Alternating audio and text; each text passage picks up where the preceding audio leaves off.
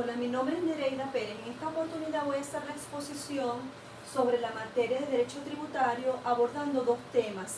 En primer lugar, lo que es el derecho tributario y luego cuáles son sus fuentes.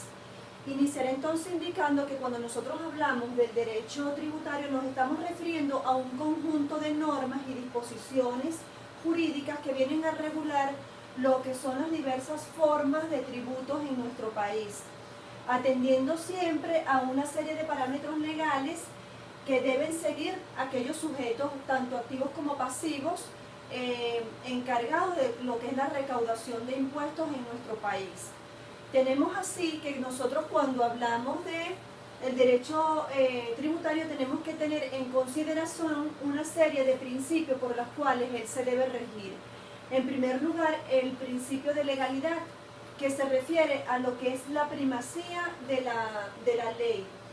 En otras palabras, digamos que el poder público debe estar sometido a las leyes y no a la voluntad de personas. Así lo establece el artículo 317 de nuestra Constitución, donde incluso indica que no podrán cobrarse impuestos, tasas ni contribuciones que no estén establecidas en la ley.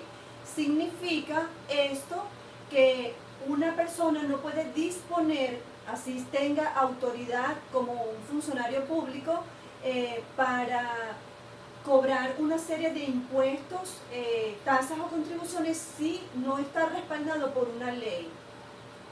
Tenemos el principio de generalidad establecido en el artículo 133 de nuestra Constitución, que indica que toda persona tiene el deber de coayudar con lo que son los gastos públicos mediante el pago de impuestos, tasas y contribuciones. El principio de progresividad se refiere básicamente a que los impuestos deben ser proporcionales a los ingresos. Si yo tengo unos ingresos superiores o muy altos, pues la tasa de impuesto para mí debería ser más alta, es decir, pagar más impuestos. Si por el contrario mis ingresos son menores, entonces la tasa debería ser menor, de modo que no me afecte. Esto viene también, digamos, relacionado con lo que es el principio de confiscatoriedad, el principio de justicia tributaria y incluso el principio de retroactividad. ¿Por qué razón? Cuando hablamos del principio de confiscatoriedad nos estamos refiriendo, y está establecido en el artículo 115, 116, 317 de nuestra Constitución, que indica que se va a dar en el momento en que los impuestos, tasas o contribuciones pueden absorber una parte sustancial de la propiedad. Eso no debe ocurrir. Cuando hablamos del principio de la justicia tributaria, bueno, básicamente viene muy enmarcada, porque cuando hay principio de justicia tributaria, por ende no hay confiscatoriedad. No se están confiscando los bienes de nadie, ni se están mermando de manera abusiva. El principio de justicia tributaria está establecido en el artículo 316 de nuestra Constitución e indica que se debe tener una justa distribución de la carga, lo que les decía anteriormente, a mayores ingresos, mayor tasa o alícuota para pagar impuestos. Si tengo menores ingresos, pues entonces deberá pagar la persona un menor impuesto. El principio de retroactividad se refiere, y está establecido en el artículo 24 de nuestra Constitución, que ninguna disposición legislativa tendrá efecto retroactivo, salvo que así lo disponga la ley. Ahora bien, nuestra Constitución dice que las leyes no son retroactivas. Significa que si en nuestro país se quiere reformar la ley de impuestos sobre la renta este año, básicamente pues será, digamos, tomado en consideración esos nuevos cambios para lo que es el pago de impuestos del ejercicio fiscal 2018 que se va a pagar en el 2019. A eso se refiere este principio. Existen unas ramas auxiliares del derecho tributario.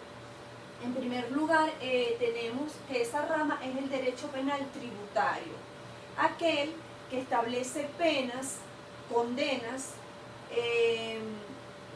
sanciones de índole penal a aquellas personas, tanto naturales o jurídicas, que incumplan con lo que son las leyes de orden tributario. Tenemos la otra rama, que es el derecho internacional tributario, que se va a referir básicamente a todas aquellas aquellas normativas de índole internacional que fueron suscritas por nuestro país mediante tratados, convenios internacionales. Y tenemos luego el derecho procesal tributario, que es aquel que nos va a permitir a nosotros establecer o saber cuáles son los procedimientos o el proceso tributario a seguir. Siguiendo con el tema número 3, tenemos que las fuentes del derecho tributario están plenamente identificadas en nuestro artículo 2 del Código Orgánico Tributario. En primer lugar, establece que la principal fuente son las disposiciones constitucionales, es decir, nuestra Constitución. En segundo, los tratados, convenios y acuerdos internacionales de los que le hablaba anteriormente, celebrados por nuestro país.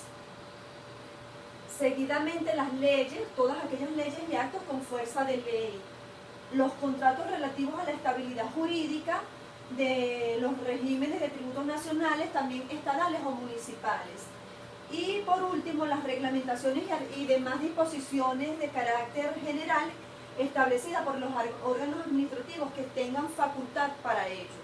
Agradezco mucho la atención. Muchísimas gracias.